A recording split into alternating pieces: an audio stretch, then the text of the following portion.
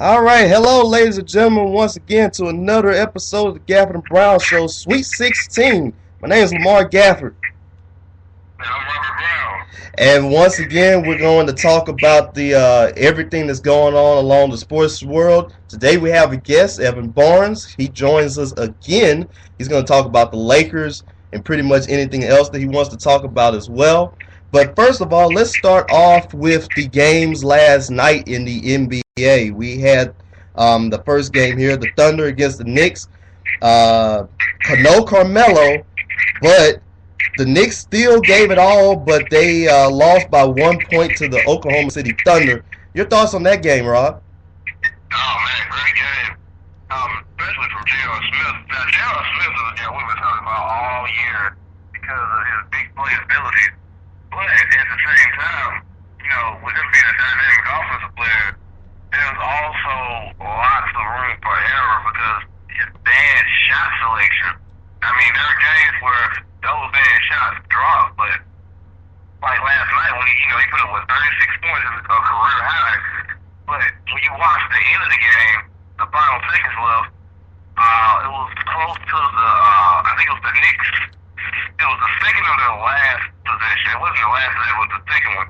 And they had a chance to take the lead with the two. And he settled for a horrible three-point shot. And it rammed out. And you think to yourself, like, why would you take that shot, in a two-point game, why would you take a three-pointer with that much time left? Why not drive to the basket, create some contact, go to the line, settle for a better, find an open man, something. And that's when you think about these are your New York Knicks. Granted they didn't have Carmelo, but this is a team many people picked earlier in the season due to a high start to beat Miami. And after last week, we saw that collapse they had against Miami. I don't think New York has a chance to beat Miami right now in the playoffs because there's they have to get close off. But there's no defense power there.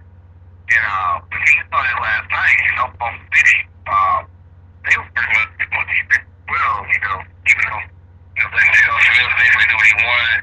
A lot of big plays from Mark. It wasn't a game where defense was, the first thought or anything is not. And exactly, that's just JR right there. And looking at his stat line here, he actually did have a pretty nice game. We had talked about him in the last game, not really having a lot of the different shot selection and all. He was 14 for 29.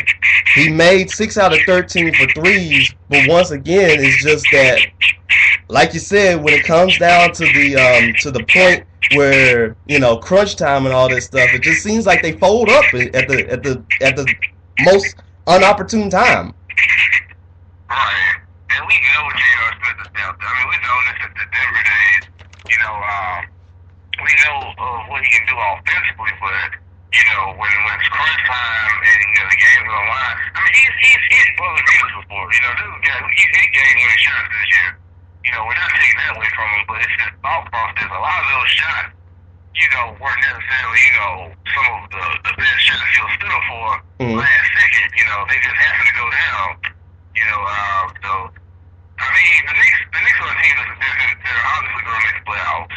They're going to get past the first round, but what are they going to do against the elite, Boston or Miami?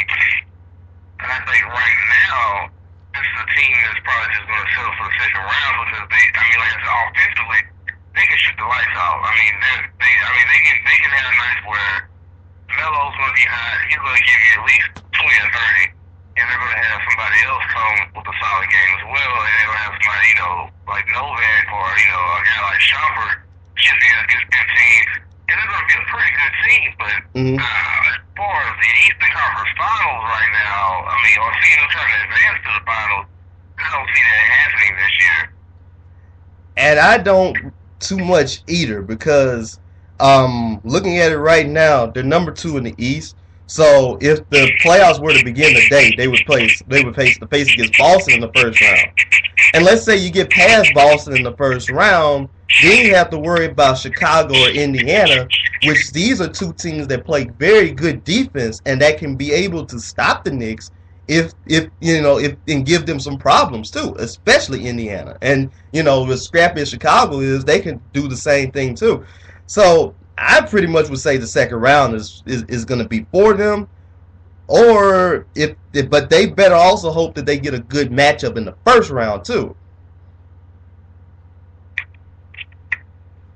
You're right.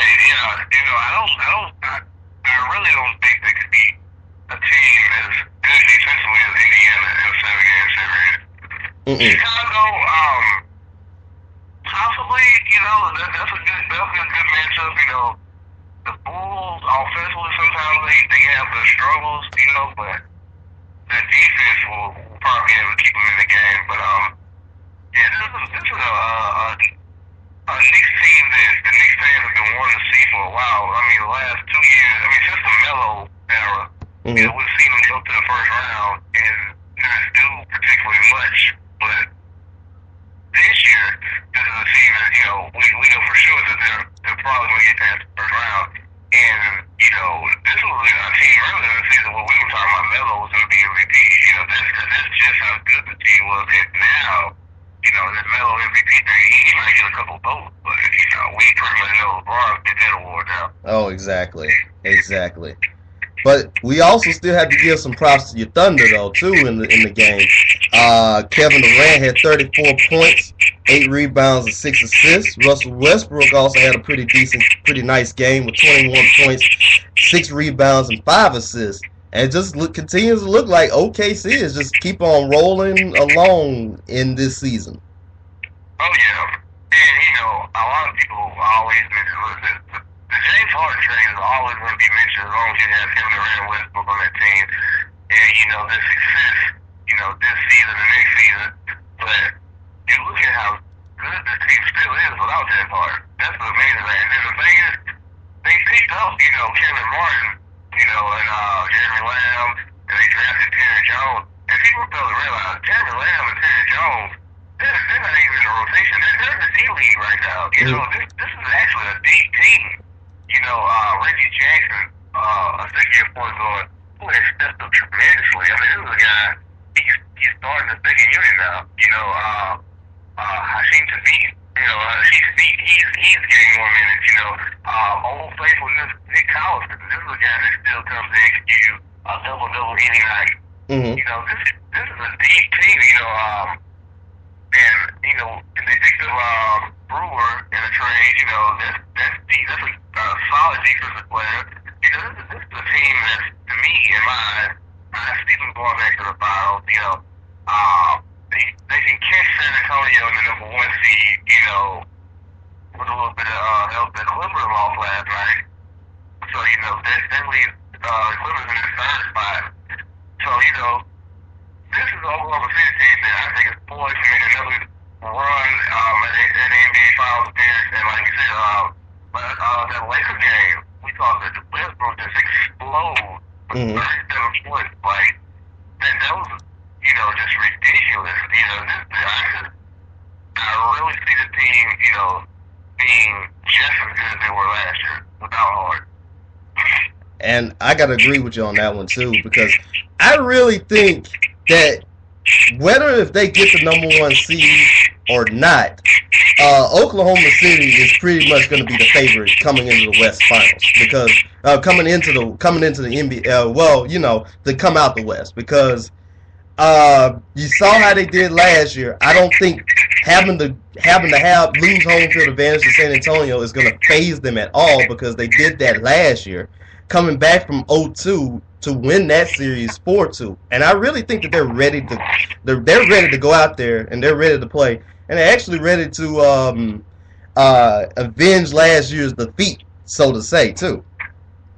Right. And, this the Spurs are going to be interesting to watch as well because they're a team that, they have so many pieces now that, without Tony Parker, they haven't missed much to beat, And we've seen the Clippers somewhat struggle as of late, particularly last night, and that were a pretty bad loss against Denver. And Denver's a team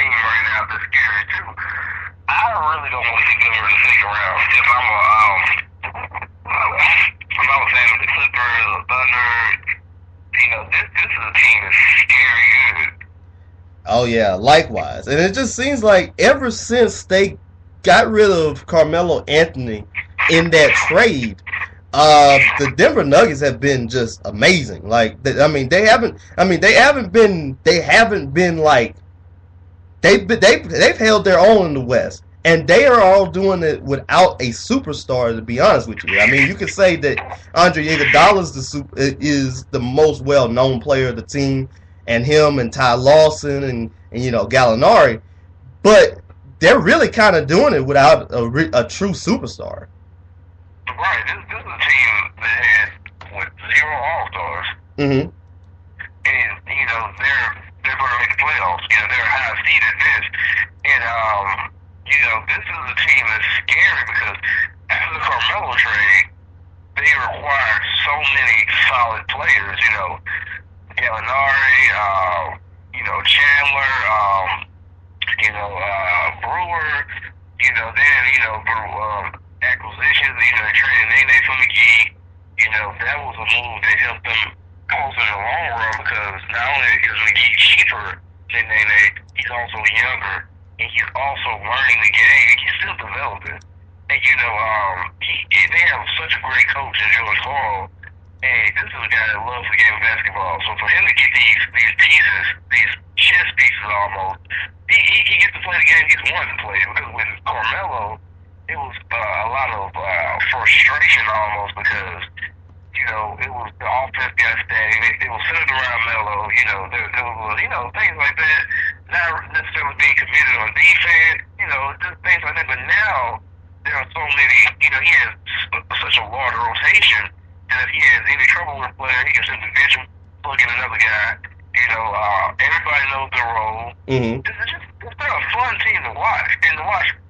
Andre Iguodala, somehow he's the leader now. It's so weird to see him be a veteran now because I've seen this guy, when he was in Arizona, in his early days in the Sixers. I watched his entire career, and for him to be, a 29-year-old veteran, it's weird. And this is a guy that's bringing that veteran leadership that they needed so bad. And he's really leading the team. He's also one of the best passers. Mm-hmm. Him and JaVale McGee have amazing chemistry. When it comes to laws and things like that. And Andre Miller, a guy who we kind of make fun of because he has the old man game. He's also a vocal point of the team because he's been there before. He knows the system. He's a reliable veteran. He's guaranteed to give you. He can give you a double some nights. Some nights he can explode and give you maybe 20 points. This is a great team, and they're so scary. This is a team that had the Lakers number really last year. Mm-hmm. Almost put the Lakers out the first round. Right. So this is a team that's going to be scary to watch in the second round, and I'm really, wondering how the seeding is going to end and who they're going to get because it's going to be fun to watch. And exactly, because right now, looking at it, they have the 4-5 matchup, and they're actually looks like they would be playing Memphis in the first round, which I believe that's going to be a great series to even say in its own right too. And oh man, that's going to be amazing. 7 games with that. Oh yeah, I'm hoping for 7 games too. But and you're also looking at Denver too. They are unstoppable. They're pretty much unstoppable at home. They have one of the best home records in the NBA, 27-3. It's just that mile high atmosphere right there that enables them to be very good, and their fans are always nice. They got some good players. I'll even give you one more. Kenneth Faried. He's really becoming a very nice player in his second year. This is a guy that, George Karl at the time, he did not really have him playing a little bit of minutes at first, but then he plugged them in during his rookie season, and Faried has just been amazing ever since. Manimal's been amazing, and even now he had a double-double in the last game. Yeah, this is a guy who was learning the game as well. And, last year we knew him more so for his dunks, but this year he's evolving into a true big man. This guy he's getting more rebounds, he's attacking glass, he's attacking the rim, not just with dunks, but all, better, learning moves and whatnot. And, this is a thing that can run with anybody. If I'm not mistaken, I believe they lead the league in fast great points. Mm-hmm. You know, and their dunk stats are amazing too. I think between JaVale McGee and Fareed, I think they lead the league in dunk. Or they're least behind probably Miami, but this is a team that they can run with you, they can slow it down. They just are a dangerous team. If they get missed in the first round, I'm putting my money on them right now because I think that they're hot right now. And you know they got two big wins over the Oklahoma City Thunder and the Clippers. You know, in like a week's time period. And this is just a team that I like to watch. And I think that if they get Memphis in that first round, it will go 7 games. But I would give the edge to Denver right now. Mm-hmm.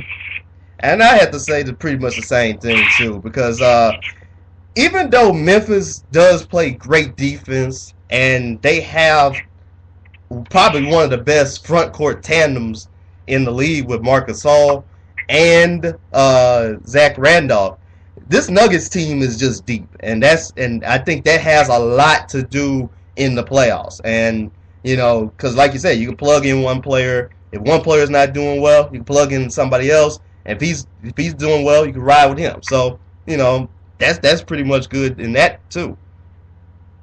Right. And, you know, that's just one of the things that does. Like, you have to applaud their management. Because this is the thing I've always been telling people when we had the debate about the superstar thing.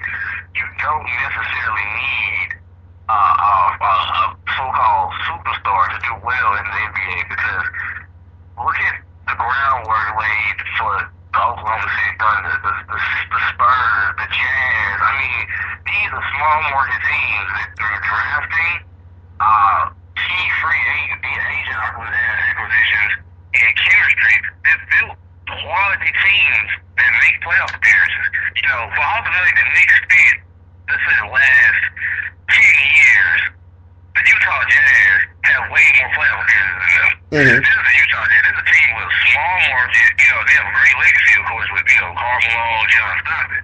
But this is a team since the Stockton Malone era is retooled, regrouped.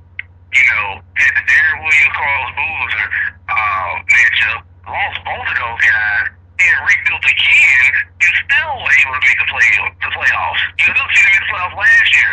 Right. Al Jefferson and Millsap, you know, they continue to rebuild and reinvent themselves. The Denver Nuggets, they lost their franchise player in Carmelo Anthony. Regrouped, retooled.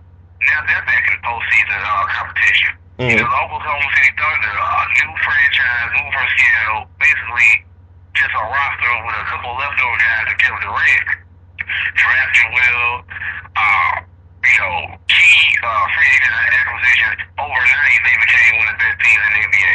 Well, not necessarily overnight, but, you know, through hard work and, you know, a lot of great moves.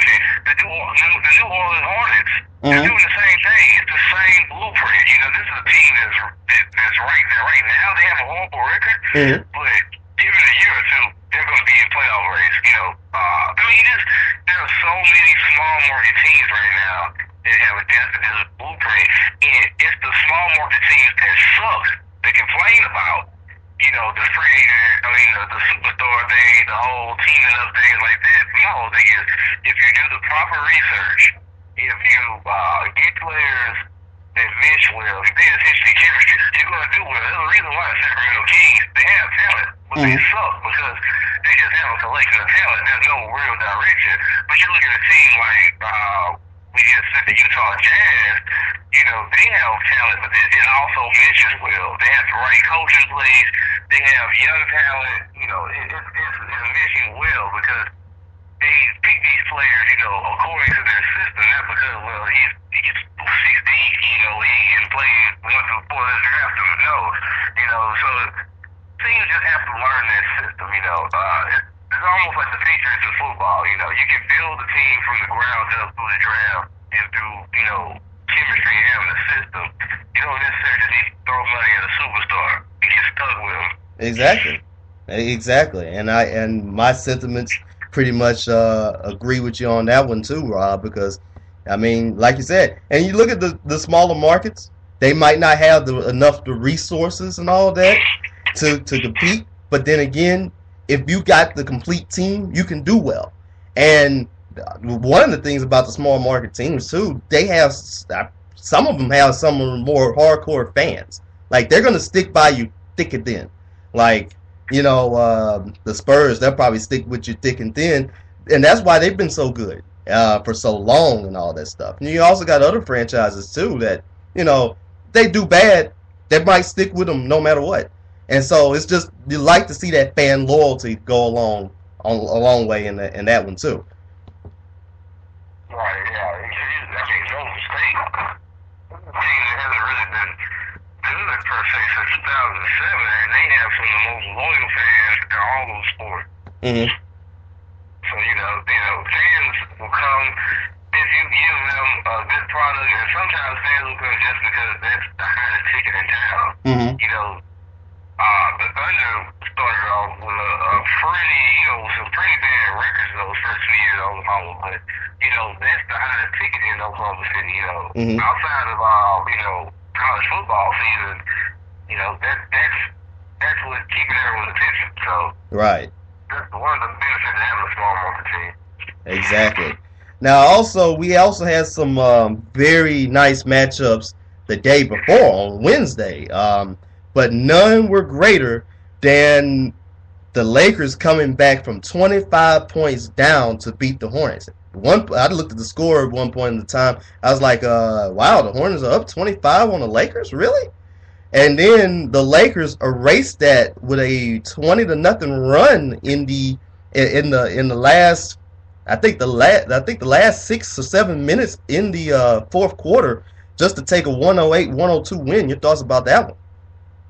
Well, this is the New Orleans Hornets team. Well, I've watched this year and last year. This is a team that I'm not surprised that they had a 25-point lead on the Lakers, and I'm not surprised that they lost a 25-point lead to the Lakers, because that's been them all season. This is a team that's much better than their record. Mm-hmm. I love Monty Williams as a coach because he's instilled so much discipline in these guys. And, this is a team that they went toe for toe with the Houston Rockets, one of the most prolific offenses in the league. This is a team that they have keynote victories this season over really good teams. They just can't close the game because they're still young. I mean, right. I think the oldest player in that lineup, I might be wrong, might be Ryan Anderson. I mean, this is a very young team. And, they're going to take lumps, they're going to learn still. But, I think it's funny that the Laker fans took this win and was just like pounding their chest about, beating the Hornets. I mean, like I said, the Hornets, they're better than their record, but at the same time, this was a very young team. So, I wouldn't necessarily, just throw confetti in there for beating the Hornets, It's not going to get you a championship. It inches you closer to the 8th seed, but, if that's any, celebration. But it was a great comeback by the Lakers. We've seen Kobe Bryant putting on some of the best games, these hero games of his career. Like, even in the losing effort against Oklahoma, this guy that had 30 points, with an injury. He's trying to will them to the playoffs almost. And you almost hope it works because he's playing so hard. But, given with the steep hill they have to climb, it's almost a noble failure, it seems. I'm not sure, we still have a lot of time left, so. But great win by the Lakers, kudos to them for coming back 25 behind the Hornets. I guess you can put some stock in it. I don't know. What were your thoughts for it, Lamar? Well, I mean, you might just say they're expected to beat that team. I mean, to be honest with you on that one. But I'm going to look at it by the individual performances in this one, too. Kobe with 42 points and 12 assists. And really, like I said, Kobe's been pretty much doing some absolute work over the last couple of games, just trying to help the Lakers just at least get into the playoffs. And the White, I saw he had a pretty good game too with 20 and 15. The one thing is just always going to be concerned. The concern here is going to be the playoffs. And I really think that right now, probably with that win, you probably could put the Lakers is close to the playoffs. I mean, right now they're 1.5 games out. The one thing that really concerns me about this playoff race is how Utah's going to be able to handle this. I think they have some brutal road games left in the season where they have to travel to Houston. They have to travel to Dallas, I think. I think they have to travel to the Knicks. I'm looking at the schedule right now, actually. And they're traveling to the Bulls tonight. They're traveling to the Knicks on Saturday. Let's see here. They also got... I'm looking at it right now. They also got, they also got to do the Texas Triangle, Houston, San Antonio, and Dallas. They got to travel to Oklahoma City. They got to travel to Portland, who's also in the race, Golden State, and they end the season having to travel to Memphis. So that's going to be tough right there for Utah. And I think as long as if Utah shows a little bit of struggle here, I mean, the Lakers still have a very good shot to make it to the playoffs. Yeah, they do. And, like I said, they make the playoffs. Their consolation prize is the Spurs or Oklahoma City first round. And I don't think that's going to end well. It's fun to watch. It's weird seeing the Lakers at the bottom like this. We haven't seen this since, the beginning of the Kobe Bryant solo era, after Shaq left when he was going against Phoenix those 2 years. But it's weird, to see this team, this stage of Kobe's career, he's just playing out of his mind just to make the 8th seed, This is something no one expected, with the off season with all these acquisitions they made. But they just play inspired basketball. And I have to give a lot of credit to Dwight Howard for playing through these multitude of injuries. A lot of people make fun of his heart and, his effort, but this man has been playing solid basketball, considering the shoulder injury, the continued healing from the back surgery, just every night, the mental pressure, the Kobe talk, Kobe saying he has to play harder, is he going to stay, is he going to leave, all of this stuff that he's been consistent, some Sunday night. Granted, he had 6 points in that Thunder game. That's not really good, but it's the fact that he gave you 6 points more than what Andrew Bynum would have gave you this season. He still would have been there. So you have to look at that as well. That's another thing I think Laker fans are taking, enough appreciation towards. If you had Andrew Bynum this season instead of making that move for Dwight Howard, you would have a guy sitting on the bench with braids instead of a guy on the court giving you effort. Right. So that's something I think Laker fans need to appreciate because the guy is out there. If Bynum was still there right now, he wouldn't be out there. So, you traded in all-star big man with really bad knees with all-star big man with a bad shoulder and a bad back, but he still played. So, and Steve Nash has been really coming on, you almost wish he never got injured early this season just to see how good they could have been. Right. If he stayed healthy that early in the season, but, things happen. He is, almost 40, so he's going to spend a lot of time out with her, and they could call the call coming back. So, that's even better, that's going to give the Lakers a much needed, help in the post, and scoring-wise, so, they really are about to make an epic run for the 8th seed. This might be the most epic race for the 8th seed we've seen in probably in our lifetime. This is Kobe Bryant playing with all this pride. He's not going to be happy if he doesn't make the playoffs at least. I mean, he's not going to be happy if they go to the playoffs and get swept, but he's not going to be happy sitting at home first round. Oh, exactly. So, this is going to be one of the most epic races for the 8th seed I think we've seen in our lifetime. Exactly, man. And like you said, as long as we continue to have it like this right now, I mean, we got like 6 weeks, 7 weeks to go.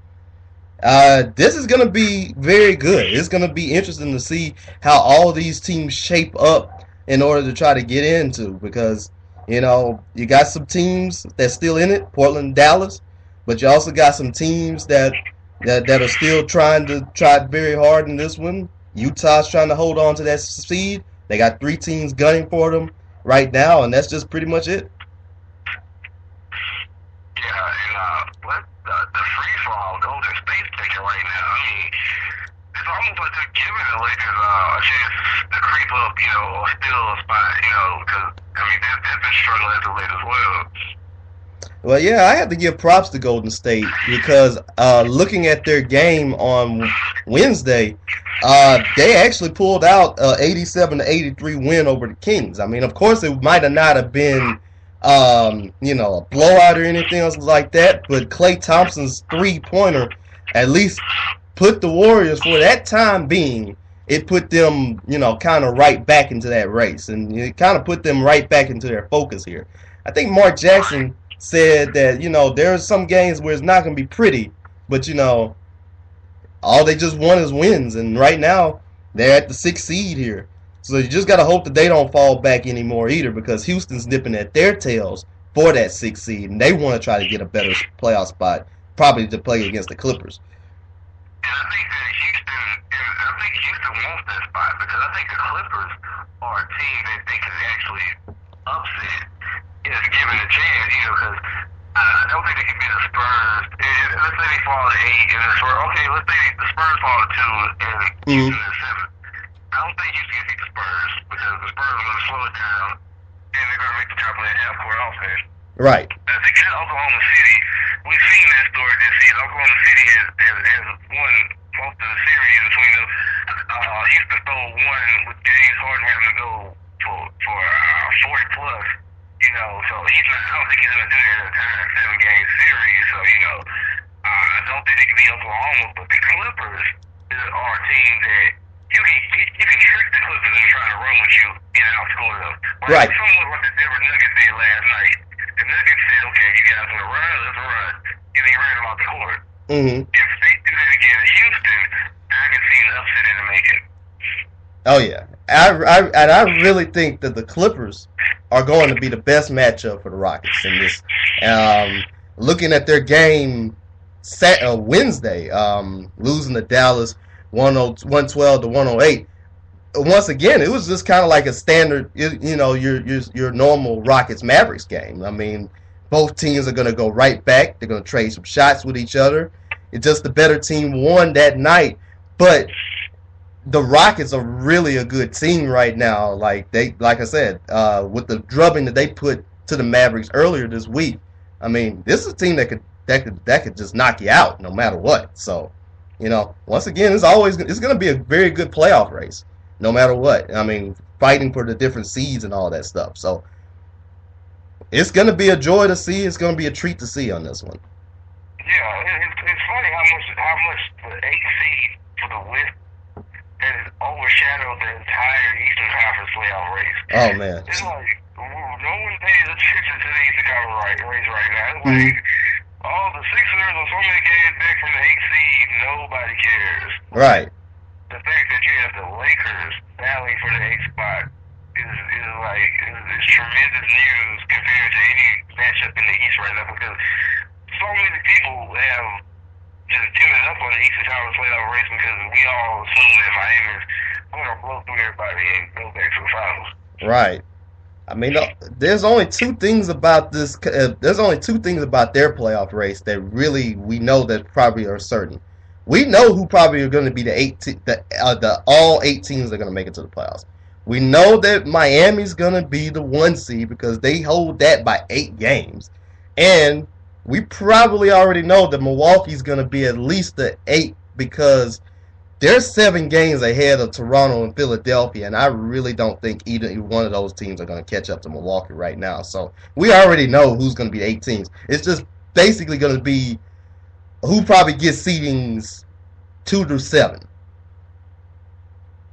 Right. And that's just about it. Yeah, that's really about it. It's not really that exciting of a race because most of these teams are probably going to be in the same spot come, the end of the season. So. Yeah. So we're going to go ahead and take ourselves a 30-second break. We will be trying to get Evan Barnes on the show. I'm going to ask him right now, is he ready? He looks like he's ready right now. So we're going to try to get him on the show. He's going to be talking about the Lakers and pretty much anything else he wants to talk about. We might try to ask him a little bit about UCLA and maybe about the NBA in general. This is the Gafford and Brown Show. We will be back in 30 seconds. Yeah, I can hear you. All right. Yeah, Well, can you hear me okay, Rob? I can hear you. I can hear y'all very well. All right, we're right back with the Gafford and Brown Show, and right now we got our guest Evan Barnes on the show. How you doing, Evan? Fellas, it's good to be back with y'all. I'm ready to get in it. Oh yeah, most definitely. I know you have a lot to talk about the Lakers right now. They're sitting at 31 and 31, but they had a very good comeback win against the Hornets on Wednesday. Came back from 25 down in that one. What are your thoughts about that game, and what are your thoughts about the season going along so far about the Lakers? All right, so I got to tell you a quick story. I left work, and they were already down 25. I was driving to my next gig, and I was like, man, this game's over. I'm just gonna, give up on it. Mm-hmm. So I'm tutoring, and I'm sitting with my kid. I check the phone to see the score, and I'm like, okay, they're down by 10. All right, cool. Then I kept watching, and it got down to 5. It got down to 2. Then it tied. I was like, holy crap, what's going on? So I was trying to get out of there quick to go hear it on the radio. Mm-hmm. And right when I came on the radio, was when Kobe had that breakaway dunk that put the game away, and I was like, man, what kind of game is this? Oh my God! So I'm very happy about that. I mean, you can say it was over the Hornets, but that was a great win. I enjoyed it, and watching the replay of it, it was great to see Kobe facilitate, Jody Meeks hitting shots, Dwight Howard playing aggressive finally in a moment we needed to. It was a really great win, and I think that for this team right now, they need moments like that. They need to go on the road on a back-to-back, even though it's a team that they should have beaten.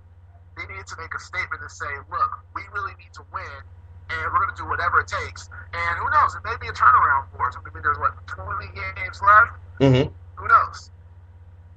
And most definitely, I got a chance to see that little bit of the game too while watching my boys play, and I kind of had it down, because I'm thinking, oh well, I don't know if the Lakers are gonna come back in this one, and then I saw Twitter blowing up like the Lakers are like coming back. The Lakers came back. Like I was like, I gotta look and see what's going on here.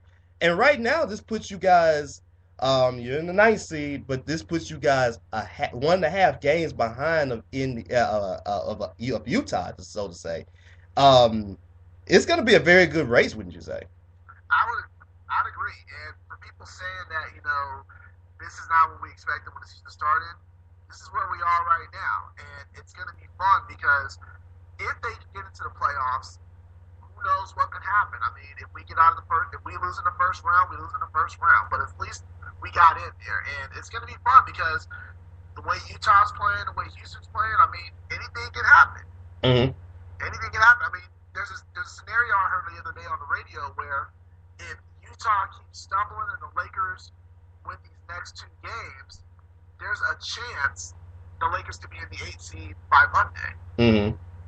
So that's something to look forward to as well. Right. You have any questions? I have to ask you, me and Lamar talking about it earlier. I saw a lot of Lakers fans give Dwight Howard all this grief, but you got to think about it. If that move with Dwight wasn't made, and you keep Andrew Bynum, here you have Andrew Bynum on the bench, with all these crazy hairdos and giving you no production. you have this all-star big man. Now, granted, he doesn't play necessarily as aggressive as you want him to, but he's giving you effort with a mountain of injuries. I think some Lakers fans were spoiled and not being appreciative of Dwight Howard's continuous effort, considering the fact that they couldn't have Andrew Bynum on the bench doing nothing.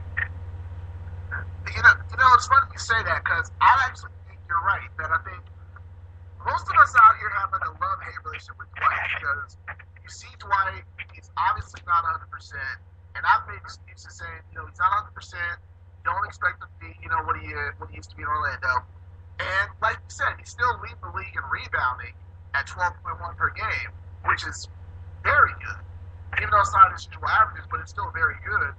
But I do think that given the choice, if we had Andrew Bynum right now with his paper mache knees and his don't care hair. I mean, I don't know what you want to call what he's got right now.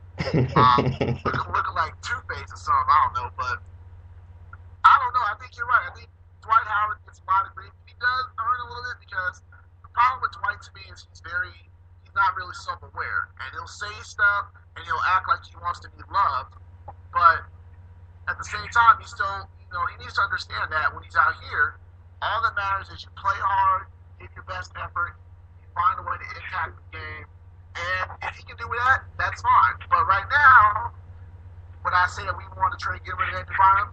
Yes. Yes. Yes. And most definitely on that one, in that regard too. And I understand what you said about what you're saying about Dwight, because he recently said something about his Orlando teammates, and then he kind of took it back a little bit too. My question here about Dwight right now is, where do you think he going to end up at the maybe next season? Do you think he's going to stay as a Laker, or do you think he's going to walk and go somewhere else? Can I be totally honest about it? Yes. I honestly don't care. Mm-hmm. I mean, at this point, the way with Dwight being as good as he can be right now, I think he's still hurt. I think right now Laker fans who are worried about that need to shake themselves and say, "Look, we're on a playoff race. Mm-hmm. What does it matter what he does or not? Because we don't beg people to play here. Right. Like, you want to play for the Lakers? Here you go. Look at the Raptors, look at the championship banners. Come here, you play. We don't go out and chase you. No respect to Cleveland or New York or any other fans that do that, but that's not the Lakers' way. Mm-hmm. So you don't go out there and do it. So for me, I would think that Dwight probably realizes, if I leave the Lakers after all that we've been through this year, after seeing the love that came up for Dr. Jerry Buss this past month with his passing, and understanding the true legacy of this team, I would ask myself, where could he go where, one, people are going to tolerate what happened out here? I mean, sure, people might love him and say it, but he kind of exposed himself a little bit as being a little weak-minded. And two, what would be more attractive coming to the Lakers and being a champion, or having the chance to really kind of be rebuilt around in a way similar to Orlando? So I think he can stay out here, but honestly, this is the most I really cared about it, because I'm just like, let's just see what happens. And if he leaves, thank you for coming. If he stays, we'll welcome you. Mm-hmm. Right. I think if he leaves, it'll be kind of stupid because, I mean, you're playing with the Lakers, one of the, most, one of the greatest franchises in all of sports, and then, you're in Hollywood, so why leave that? But, that's another thing. But if he leaves, how far back does that fit the Laker organization?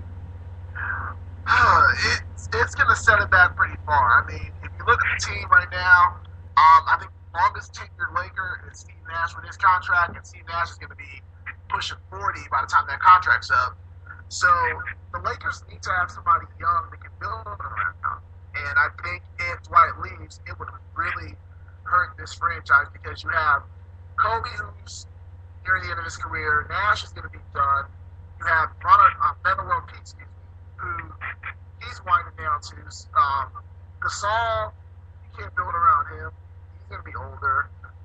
It would have really hurt this team, because you don't really see the youth. You don't really see like a young bench that can really step up and say, okay, we're ready to take over. Because if you notice, when Steve Nash was out, they turned to Darius Morris, who's a second-year guy who's from LA. Mm-hmm. And right now, they optioned into the D-League along with Robert Sacre, I believe. So it's like the young players on the Lakers are in the D-League right now. So you don't really see that developing of guys who can come in and say, all right, we have the future lined up. So if Dwight leaves, it can probably set the Lakers back pretty far, but I'm not sure how far yet, I would say. And it's amazing that we've gotten into this Lakers discussion right here without even mentioning Kobe Bryant's name. And wow, it's just Kobe. Kobe's been playing like he's basically been turning back the clock over the last couple of games here. Pretty much going back to Kobe with the 8 in the back of his jersey. Right. I mean, y'all remember that dunk? What did y'all think when you saw that dunk when he did on Josh Smith? Oh man. Oh man. I thought that was young Kobe for a second. Yes. just really blow your mind. Now, we love numbers. Mm-hmm. Shout out to Mike Smith and all, but let me give you some numbers right here. Since January 25th, when Kobe had that game where he had 14 assists, he has the fourth most assist total since that time. Wow. And here's who's ahead of him: Luis Vasquez, Ricky Rubio, and Brandon Jennings. Wow. I mean, and Ricky Rubio and Brandon Jennings just passed him up recently because at one point Kobe was second in total assists. Mm-hmm. So since that time, Kobe has become a facilitator in a way that I don't want to say we've seen this before because I've seen it pass like this before in the playoffs, but he's doing it on a level where it's like, I need to help the team win. And guys are ready to hit shots, and guys are doing what they need to do to be ready. Mm-hmm. So him being a facilitator right now is remarkable to watch, and I think that it's no surprise that he was named Player of the Month because it showed that as he did this, the Lakers started winning more, and it eased the burden off of him. And then when he has a game like he did against the Wolves where he had 42 points and 12 assists, which is the first time a Laker has done that, I want to say, in 40 years, I think. Wow.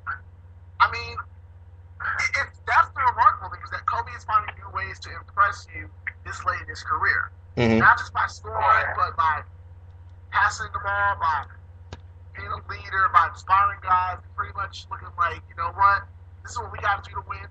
Let me find a way to do this. And it's almost made you forget about Steve Nash for a bit. Steve Nash is almost like reduced to Steve Kerr or B.J. Armstrong, almost a spot-up shooter who occasionally gets the ball. So you got to give Kobe credit for that. Right. And I think the most amazing thing about this Kobe Bryant thing is that a lot of people are overlooking. This is a guy in his almost mid-30s that didn't even get an off-season last year. Like this thing, he didn't even play. I mean, this guy that he played the postseason. After the postseason, the Olympics, and then next thing you know, NBA season. You know, was already. Kobe Bryant's never really healthy. So, I mean, this is a guy who was playing with a lot of minutes on his back, a lot of injuries, and really no off season. I'm sorry. Say that one more time. Huh? Say that one more time for me. Oh, I was thinking the fact that Kobe Bryant didn't even have much of an off season, due to, the Olympics, he played in the postseason, and then, the fact that he's always battling some type of injury. I mean, so you're saying, like, it's more impressive because he's had, so much mileage on his knees doing all that?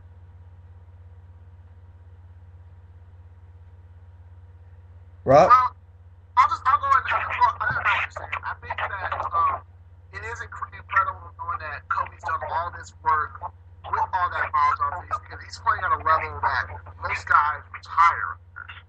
I mean, you look at someone like Kareem Abdul-Jabbar, who played 20 years, and the majority of his last decade in the NBA, he was in the postseason.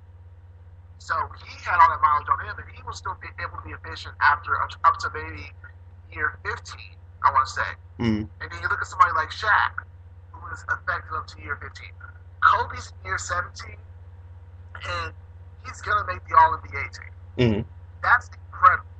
I mean, I can't even fathom it. Like, at this point, you have to sit back and just watch.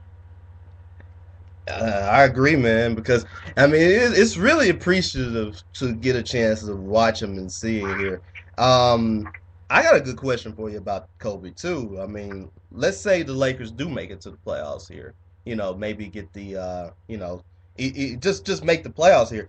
Can you see, or would you see that maybe Kobe Bryant may be getting a few MVP votes as well?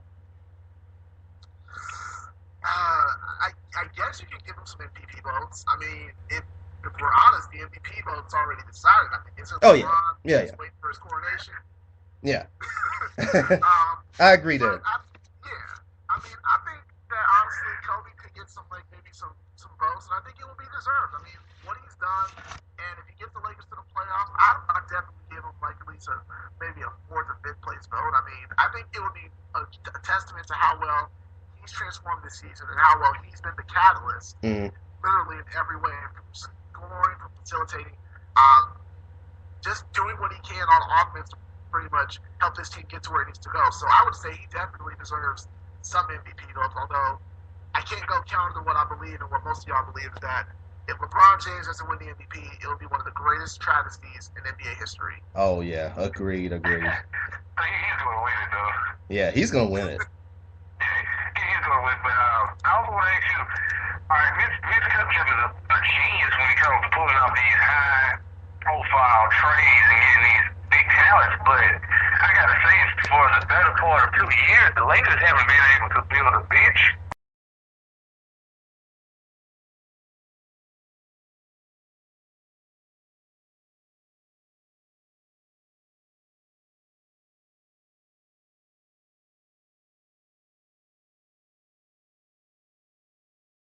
Well, I think at this point, I'm not sure who they can get off of free agency, or if they can pick somebody up right now for the season. I mean, it's tough because they're talking about getting Rajah Bell still, and Rajah Bell is as tough as he is. He's old. Mm-hmm. You know, the Lakers need to find somebody who's young who's able to give some spark off the bench, kind of like an Earl Clark. Find somebody like him who can come in, give you some energy, play some defense, hit the open shot. Because honestly, I'm not a fan of Chris Duhon at all, and I hate to say that because I loved him at Duke, but I'm just not a fan of him. So if we can find like another point guard or another guard who maybe takes on his minutes, that would be a great find. But I'm not even sure who's available right now that's young. But I think that's what they have to do. They have to find young guys who can come in and contribute, not just find veterans who can contribute. Because I don't think the Lakers are going to be a stronger team if they're older, because what I noticed when they lost to Oklahoma City last year, they got beat because they were old. Mm-hmm. Oklahoma City ran them out of that series, and just other things. But I think that they definitely need to find some younger guys who can come in and contribute right away. And I think maybe with this draft, as terrible as this draft class may be, and the Lakers may be sitting in the middle of it, they can find a good 4-year senior or somebody who can contribute right away and say, boom, plug you in, go out there and just play hard. So I think that's probably their best bet right now. Oh yeah, definitely. And I think that was one of the things that Mike Brown was kind of good at. And I think that's one of the reasons they should have kept him was he was a good scouting talent. He was good at finding guys to try to plug in, and fit his system. And D'Antoni, on the other hand, I don't really see him necessarily being that type of guy, especially for the long term. And like I said, with Kupchak, it's like he's more obsessed with getting bigger names than necessarily building a better bench. And right now, if you look at the league, bench is what takes teams far in the playoffs now. I mean, you look at the Denver Nuggets, you even look at the Knicks, you look at the Spurs, the Thunder, they all have great benches. And that's what gets teams far in the postseason. I think Kupchak seems more obsessed with bigger all-star names than building benches. I think you have a point there, because it's kind of been something I've noticed since 2000. I think when the Lakers started winning and they started getting veterans to plug in. They got I think when they brought Horace Grant out here, then they brought they got trying to think of some more names. They got Ron Harper and brought him out here. 2004, they got Malone and Payton. They traded for Gasol. It's like they have made the big splashes, and I think that might be a flaw, is that they don't really go after the glue guys, because for so long you've always relied on the big names and the big reserves who can really kind of carry you. Because remember, with those Laker teams, Robert Horry, Rick Fox, and Derek Fisher, I want to say, were coming off the bench. So the bench was stronger when the Lakers were winning. And then if you look at when they even won the championship, the benches weren't really that great besides Lamar Odom. So I think that's kind of where Mitch Kupchak has to kind of show himself a little bit, is to build, find guys who can contribute off the bench. And I think they found a good job. They got a good job in Antoine Jameson, who every time he's on the floor, I love him on there, because he's going to find a way to score and get rebounds. And that might be one of the more underrated hires that Fonz that he made. But I think you're right. I think that this is going to be a time to prove that Mitch Kupchak can go out and get the role players who can make his team last long. Because as you said, benches go deep in the playoffs. And OKC, Miami, all those great teams, they have that. Most definitely. And I'm actually going to shift our focus a little bit to the college basketball. And we all know that you are a huge UCLA fan. And Sir, yeah, most definitely. And looking at it right now here, UCLA has a chance to win the Pac-12 with Oregon's loss to I think it was Colorado. Colorado. Yeah, Colorado, and they're now sitting at 12-5. What are your thoughts about this UCLA team? I'll tell you what, this UCLA team has gone from frustrating to exciting to frustrating and back to exciting again. It's been a roller coaster, but it's been one of the most fun seasons I've watched in a while, I think. Just because you have a guy like Shabazz Muhammad who is fun to watch, who can score, who can lead, who can do all the things you can do on the court. You have Kyle Anderson, who I think is probably one of the more underrated freshmen because he's a great passer and great rebounder. And then you have, the rebirth of Larry Drew, who a lot of fans around the country last saw him leading North Carolina in a little bit of disgrace. But all he's done is come to UCLA and become one of the top assistants in the country. It's been a fun season, and I think UCLA right now, if they can win at Washington, which is a place they have not typically done well in, they have a chance. But I really think this Oregon's probably going to beat Utah. We're probably going to get the number 2 seed in the Pac-12 tournament. And I don't know, I think this team can get to the Sweet 16, and it might save Ben Howland's job, but I don't know. I have such a weird relationship with Ben Howland because I enjoy what he's done in the past, but I despise him because of how he doesn't do a great job developing talent, doesn't do a great job of keeping players with people who transferred and then gone on to start other schools. I have to give him a lot of credit though for adjusting because he tried to make this team a slow down team early on, and then when that didn't work, he just said, "Look, let's try to run these guys out of here." And they started running up and on the floor, and that worked well. So I give him credit for making a lot of adjustments, and I'll tell you what, this is becoming a more fun team to watch. It's something I couldn't say for the last 5 years or so.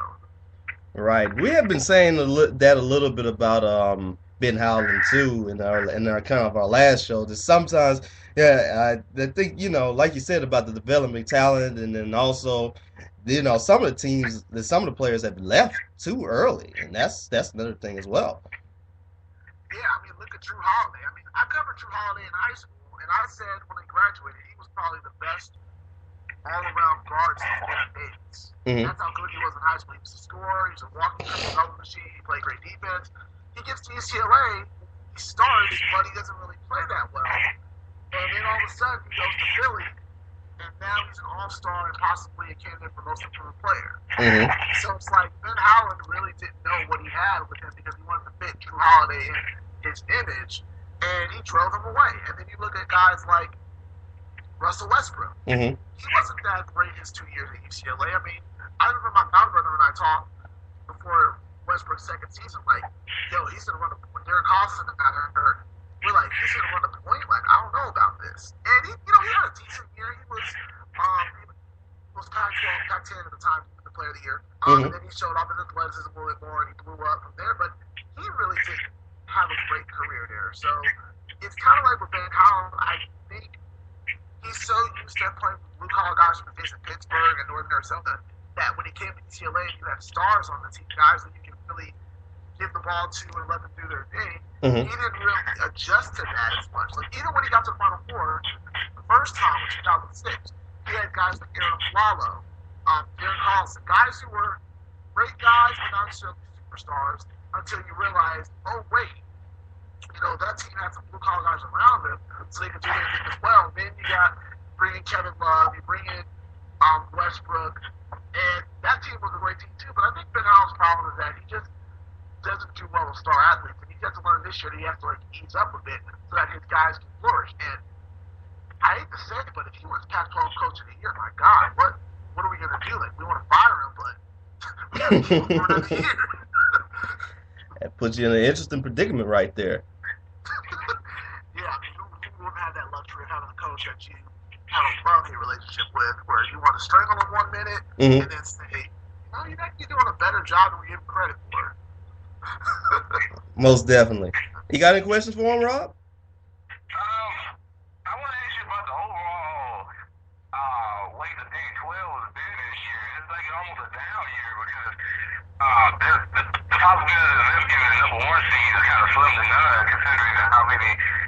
great teams you have in the Big Ten, and you know the ACC having Miami and Duke playing these great seasons. And Gonzaga, I just want to ask you, is the Big 12 kind of taking a back seat this year, you know, possibly for the future, or? Wait, so about you saying you asking if the Pac-12 can get number one seed this year, or what? What is that? Were you saying like you wondering if the Pac-12 can get like a number one seed this year? Yeah. Oh, go ahead. Okay, I'll chime in. I think, I don't know. I mean, I don't see a team getting maybe higher than a 5 seed because I think Arizona's kind of shown that they're as talented as they are, as deep as they are, they're wildly inconsistent. I don't think Arizona gets higher than a. If they get a 5 seed, it's probably based on being Florida, but I don't know. I don't think anyone's getting higher than a 5. Right now, if I had to predict who's getting in the tournament, I probably would say Oregon's going to get in, UCLA's going to get in, Arizona's going to get in, maybe Cal, maybe Colorado, maybe Arizona State. I mean, I think 4 teams can get in. I mean, it's a very interesting conference this year where it's stronger than it's been the last 2 years, but it's not as dominant as the Big Ten or the ACC. And to be honest, I don't even think the ACC is besides Duke and Miami, I don't think the ACC is as they're good, but I don't think they're as great as the Big Ten is team for team. Yeah. So, and I hate to say that, LeVar, because I know you don't want to talk too much about Carolina. But the Pac-12, I think it's going to be interesting. I think if you ask me, I think UCLA and Arizona can definitely have some talent. Mm-hmm. But the question is, can they get there? It really depends on which team shows up. Same with Oregon. Oregon doesn't have a star player on that team. They have some great players, but it really depends on where they're seated and what their bracket looks like because you never know which team's going to show up. That's why I think the Pac-12 tournament could actually be really exciting because you can't just say Arizona and UCLA will win because if Oregon wins, what happens? Right. I got a good and like you said too about the ACC, and I won't talk too much about Carolina, but I just hope that the game tomorrow, I hope it comes out in our favor.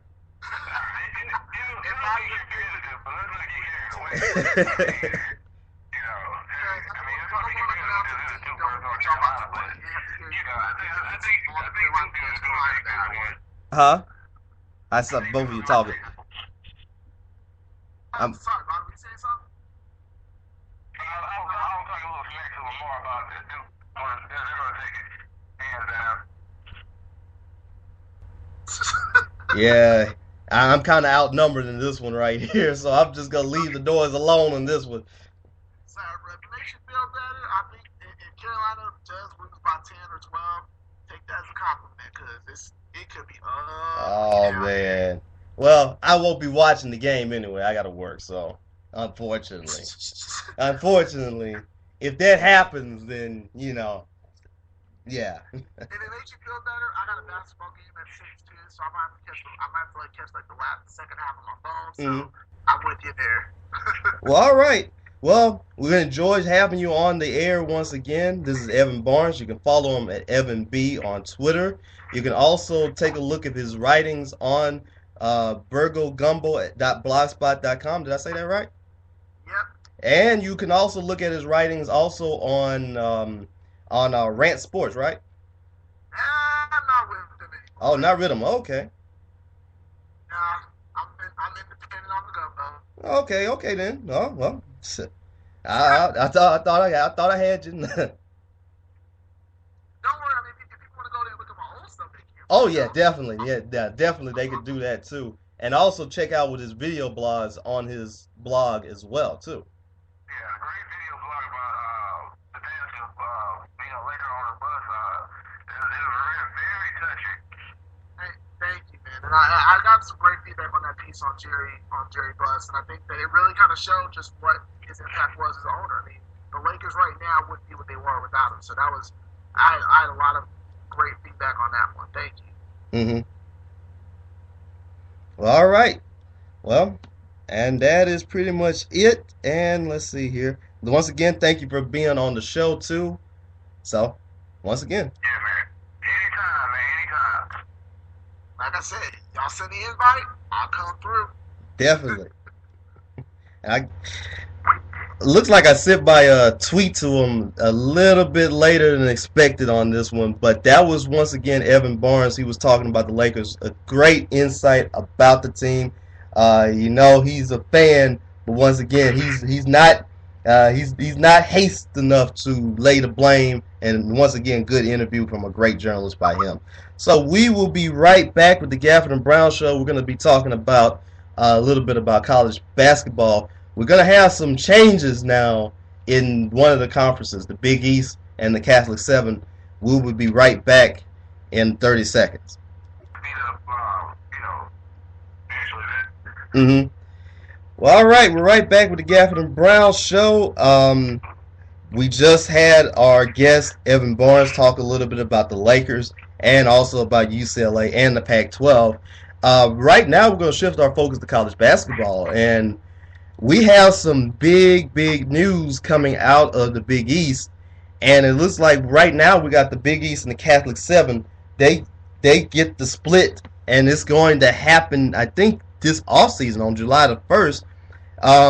Those who don't know who the Catholic 7 are, it is DePaul, Georgetown, Marquette, Providence, St. John's, Seton Hall, and Villanova. And it looks like they're going to keep the Big East name, and the Big East is probably going to be stuck looking for a new name in its own right. It's just right now, it's just sad that it has to come down to like this, man. What are your thoughts? College basketball for me, because we've lost so many great rivalry games and so many great matchups, and just overall, vintage, college basketball that it's getting to the point where it makes you sick. Granted now in football, it's the same thing, but overall these teams can somehow still match up in bowl conferences or things of that nature. And some of these games still exist because, let's face it, college football makes more money, so, they make these games happen anyway.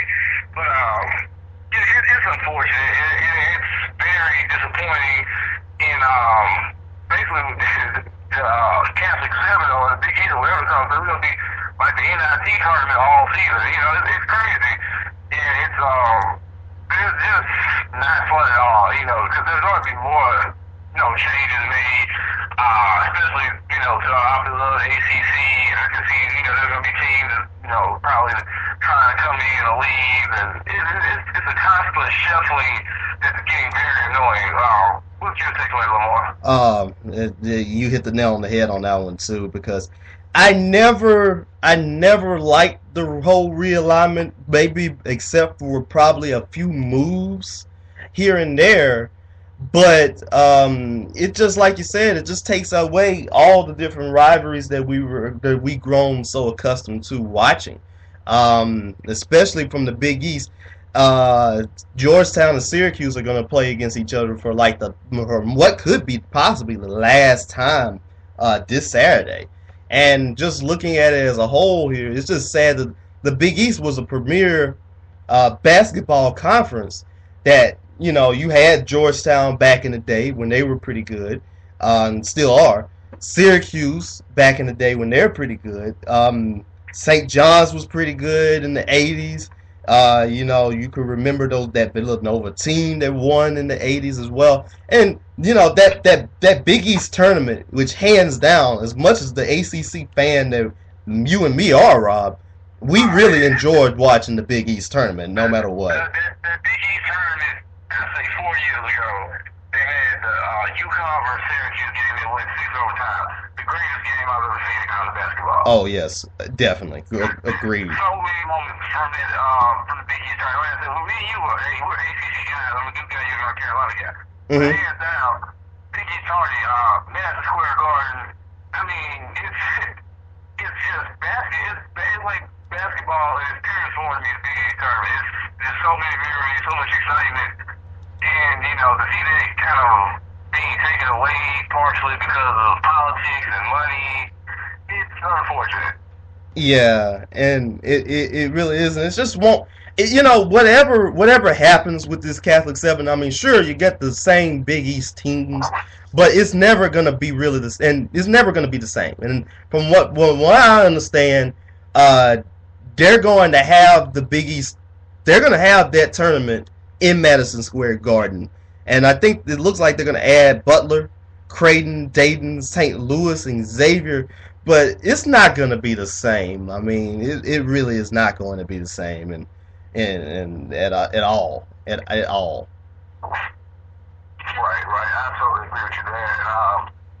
It's an unfortunate situation, and it's something that we wish some of these athletic directors and presidents and others can sit down and find better solutions to these problems, because it always seems as if it's about money or about exposure. And I'm all for small teams or small universities wanting to join big conferences. Mm-hmm. I'm all for that. Get your exposure, especially if you put out a quality athletic program. Get your exposure.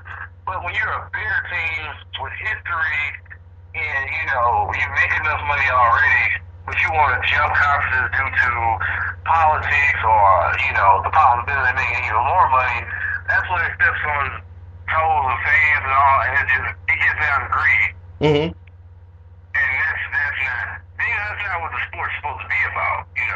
Exactly, and it's supposed to be a form of amateurism, and just looking at it like this, and we all seeing here that, of course, the fans are going to come out there. They might be paying to see the games, or if you're like at a smaller school, they either might give you a discount or they'll give you something, or you can go to the games for free. But the fans are paying the money. The presidents are making the money and getting the money in their pockets.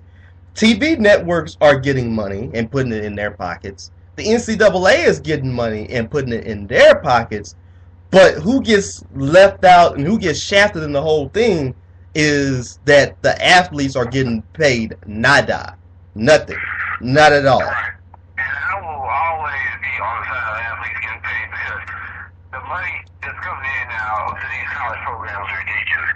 I mean, just look at college football, for example, and all the money that Nick Saban makes. Nick Saban makes twice as much more as the chancellor or the president of the university. And, I mean, it's getting ridiculous. These are high-profile, e-markets, assembly lines, basically, getting these guys prepared for the next level, especially the college football system. And these guys get nothing in return.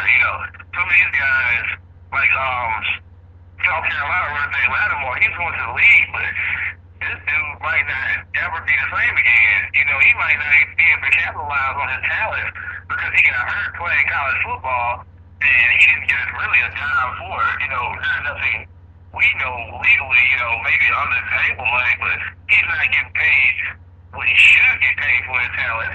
And now he might go to the NFL where he's supposed to capitalize on his talent, and he might not ever be the same. Mm-hmm. And it's just all unfortunate. It just really is. And as much as they continue to fight about money, the different conferences, it's just, man, it's just that's just the only thing I can just think about right then and there. Like how y'all complain about money where you got the players that's actually making you the bigger and better programs and stuff like that. They're not getting seen. They're not getting a dime. Like, period. They're not getting a dime at all. And then in the situation of boosters or whatever is brought up, a player can lose his entire career almost. Things of that nature, like the Chris Webber saga. Like, let's say, for instance, a guy like, Bobby Paterno, the former Arkansas coach. Petrino, yeah. He has another job. This is a guy that lied. He was committing adultery.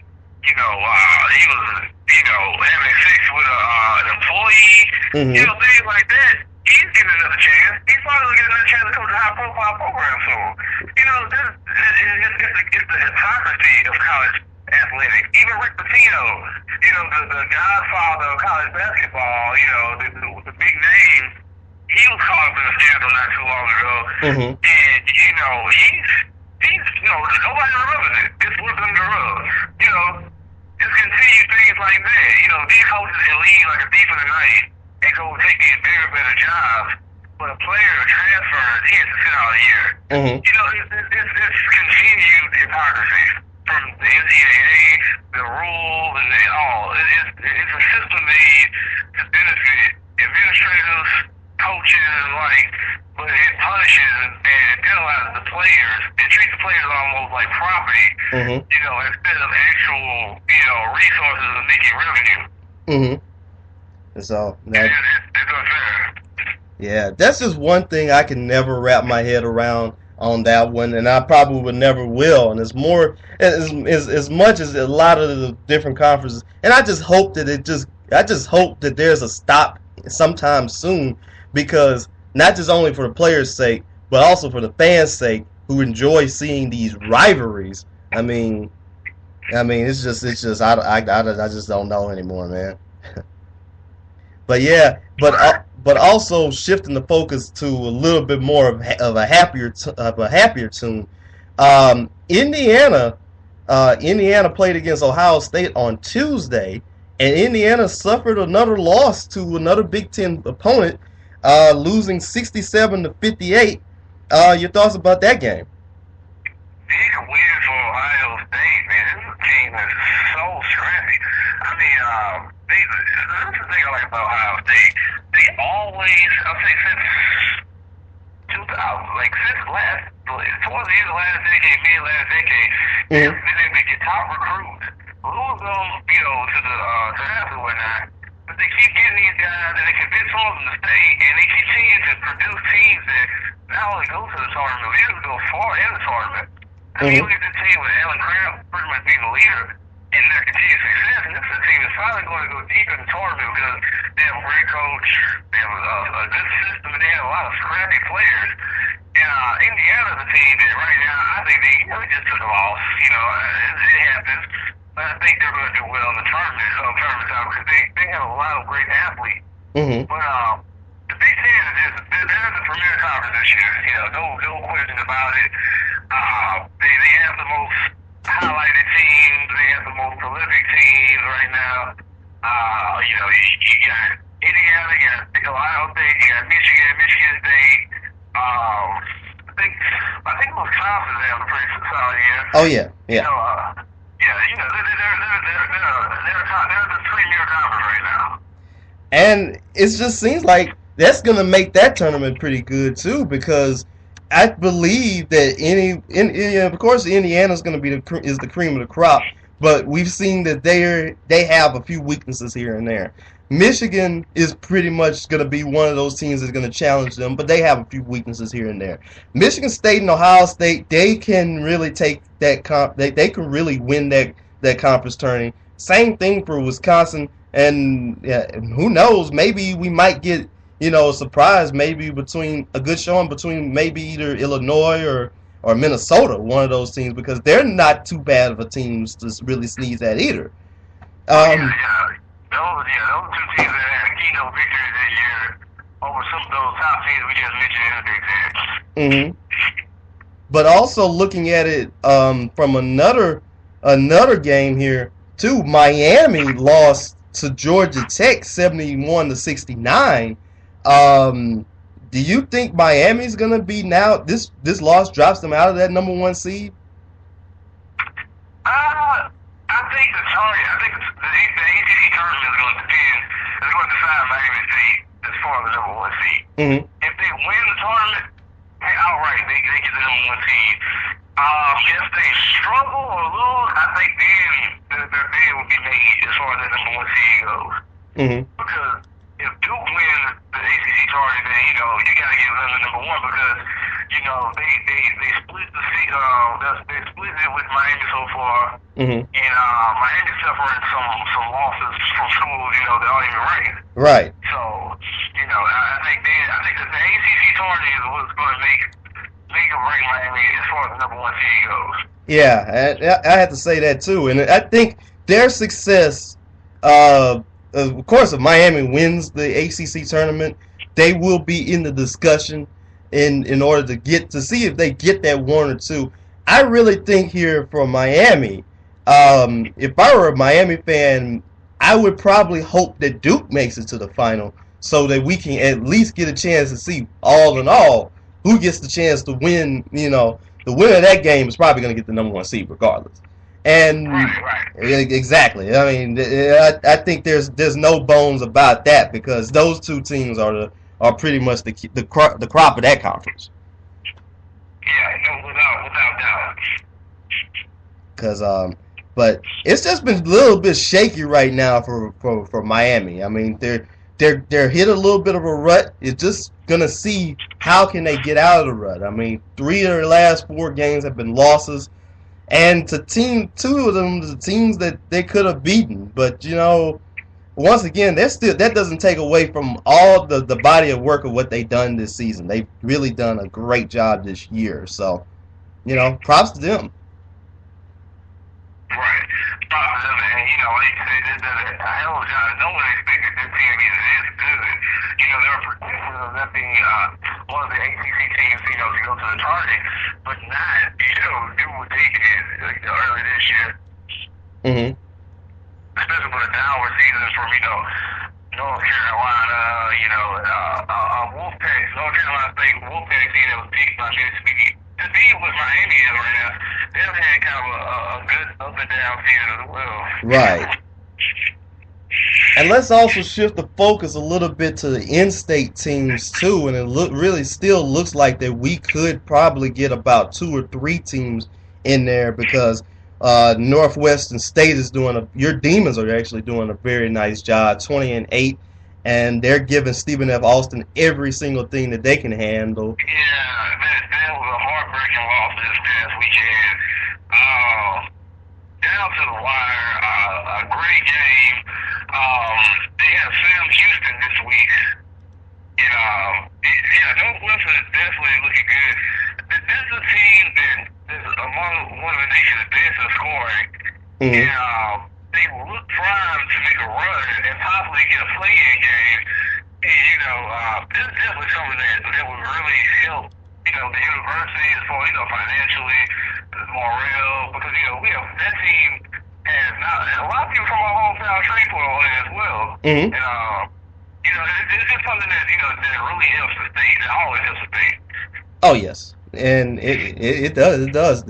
It does definitely. And I've just been always one of those people that just always wants to see at least as many Louisiana teams show up, as many of them, you know, more representation for us. And because, you know, even though we do have rivalries against them, you know, that's just state, man. And we didn't come from big schools. I mean, it isn't like, you know, you're a Michigan fan, you know, saying I would never root for Michigan State, or, you know, all that different type of stuff. We all came from small schools, man, and it's just like you gotta root for, but rally behind them all, as long as everybody else, you know, gets a shot here. That's just it. Exactly. Like, I would never have a season. I would never be a season ticket holder for the Warhawks, but, you know, Right. they're in a position to where they can make a bowl game or a NCAA tournament series or whatever.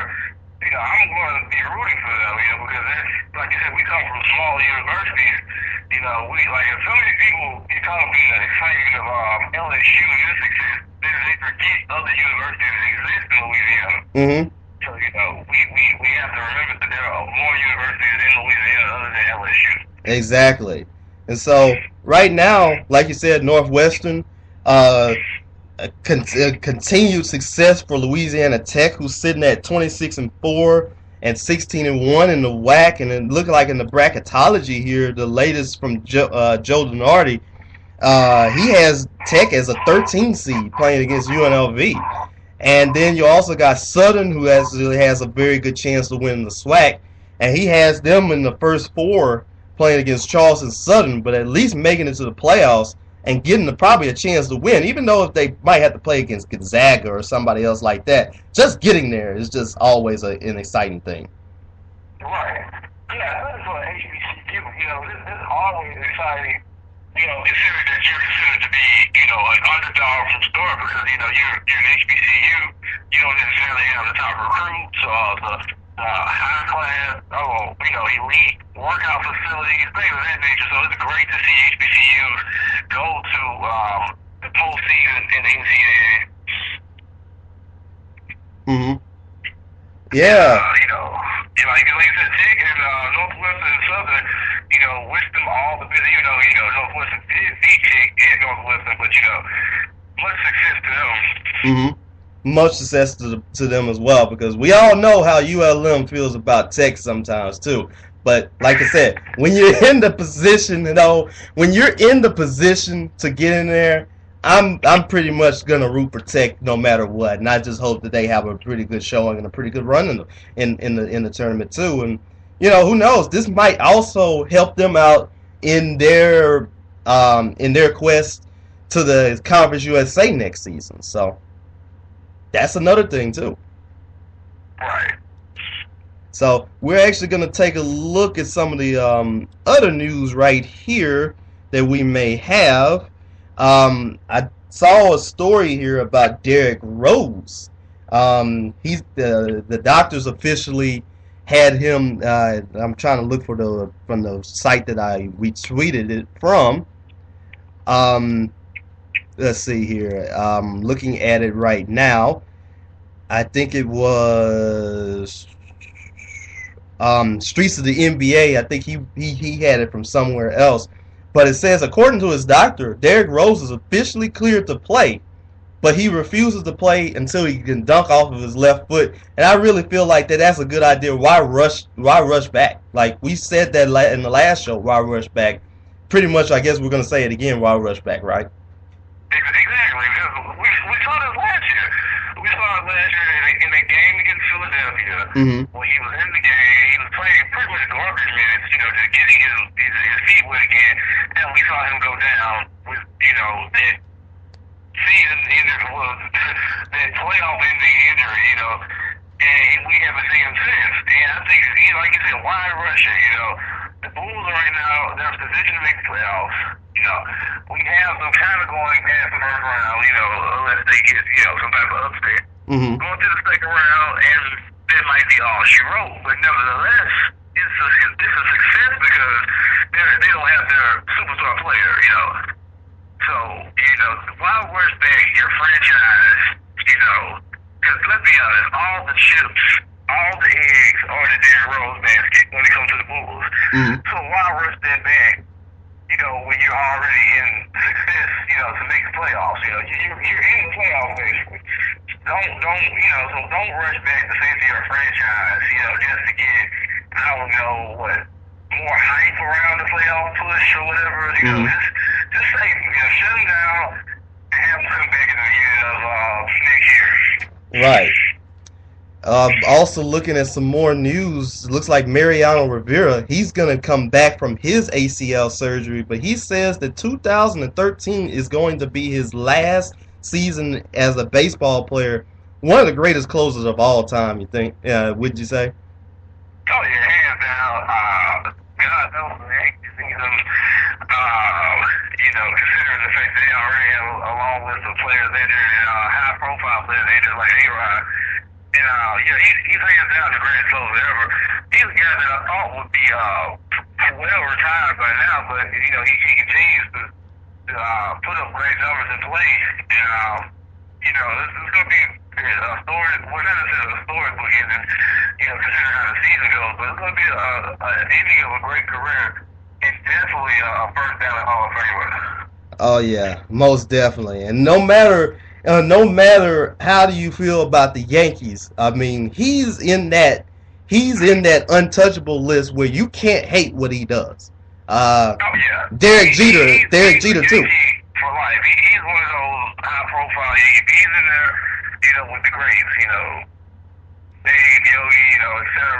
Randy Jackson, Derek Jeter. He's one of those elite Yankees. Mm-hmm. And it looks like also we have some cross promotion between two of the hottest teams in sports right now, between the Miami Heat, I think they've won 16 games in a row now. But they've been talking a little bit back and forth a little bit to the Chicago Blackhawks, who continue to have their stretch. That's always good. That's great to hear because we all know the trials and tribulations that hockey is going through not only this year, but just always in America. And it's good to see hockey get that spotlight because it's a sport that, you know, we tend to overlook sometimes, but it's a sport that, you know, needs support because it's a great sport to watch. Mm-hmm. You know, it's fun. It can be very fun. It can be exhilarating. You know, one of the greatest moments in sports history came from that hockey game, you know, back in 1984. What year was 1984? But you know what I'm talking about, when America beat the Russians. 1980. 1980. 1980, yeah, there we go. You know, we got one of the greatest moments in American sports history from a hockey game, you know. So it's a game that, you know, we need to support and continue to uplift because they just got out of a lockout. Mm-hmm. So it's great to see cross promotion from a bigger league, a bigger sports league, you know, with hockey. Right.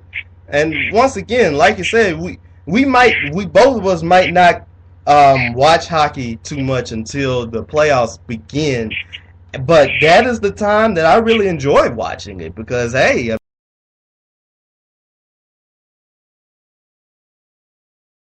you know, to be honest with you, I kind of wish that the Shreveport Mudbugs, the Shreveport Bossier Mudbugs, our little minor league hockey team that was here. I'm kind of surprised. I mean, I hated that they left because after they won the championship, I was thinking about actually wanting to see them, and next thing you know, it was like, oh well, they folded.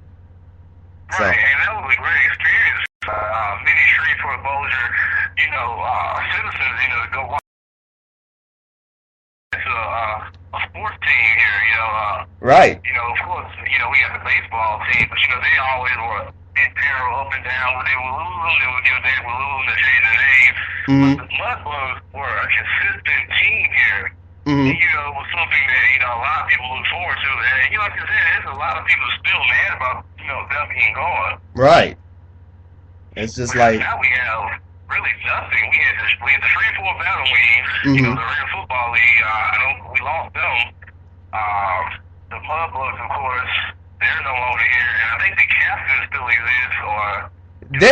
They still barely exist a little bit, but they're not like the Captains that we had when we were kids. I think they're just more like an independent league instead of being like a stepping stone to the pros, which I believe that was a lot better. Right, yeah. So, you know, like, we're really teamless now, and you know, the Mudbugs are really the only thing we had close to a pro team or any sports team. So, like you said, to lose them was like, it was really a huge loss for sports fans in our area. Also, we just saw another thing too. We have a lot of about the NFL free agency too, and it looks like their negotiations are going to begin at midnight. And so the Panthers they released Chris Gamble, but it looks like also the NBA is making a little bit of news too, where I see that they are nearing an HGH agreement.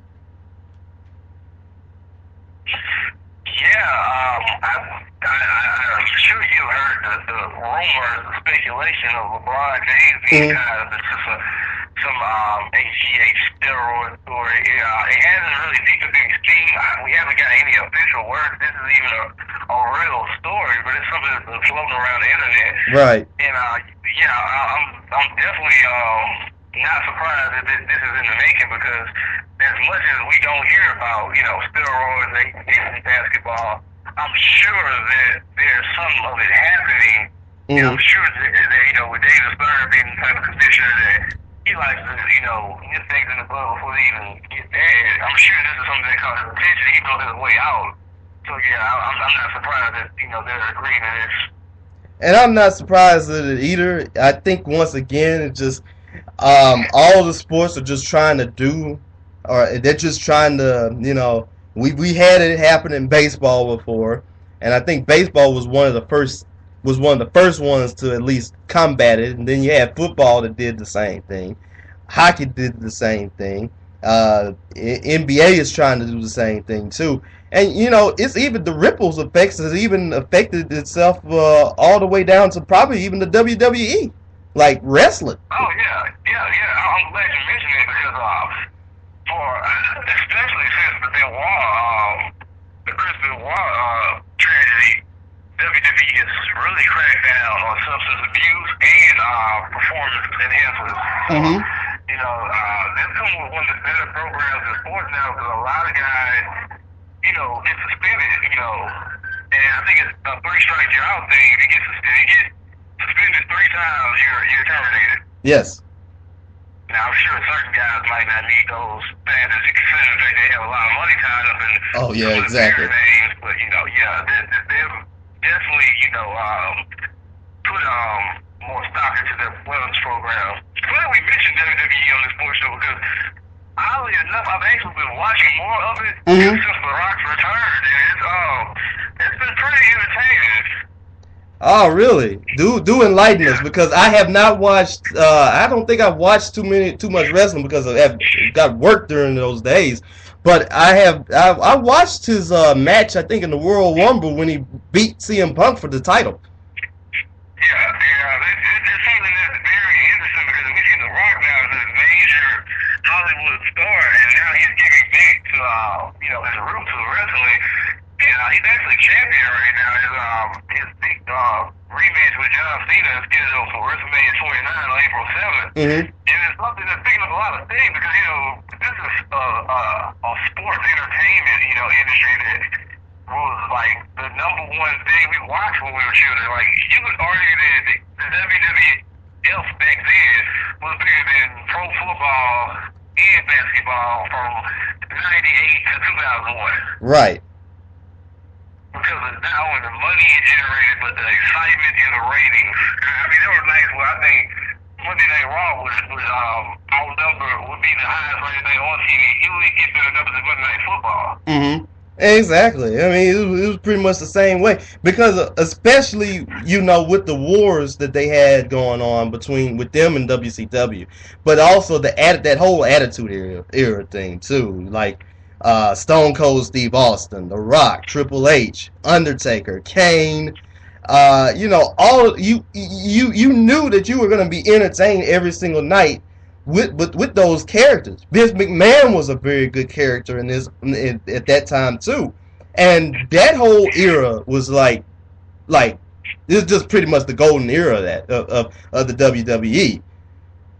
Right. And since we're on the topic of wrestlers and steroids and things, I'm glad that WWE is finally taking a stance on it because we've seen so many wrestlers pass away. Like we talk now about the NFL concussions and the players that die, but none of that touches the death that wrestling, has going on. Like, I forgot the event. I think it was WrestleMania 12 or just one WrestleMania where half of that card is dead now. Mm-hmm. Wow. So, Kurt Hennig who died, the British Bulldog, Brian Pillman, the list just goes on and on of wrestlers that died prematurely. Macho Man Randy Savage, mm-hmm. and the Chris Benoit tragedy. This is a large list of names, and much of that has been blamed on steroid use, just body deterioration and drugs. Right.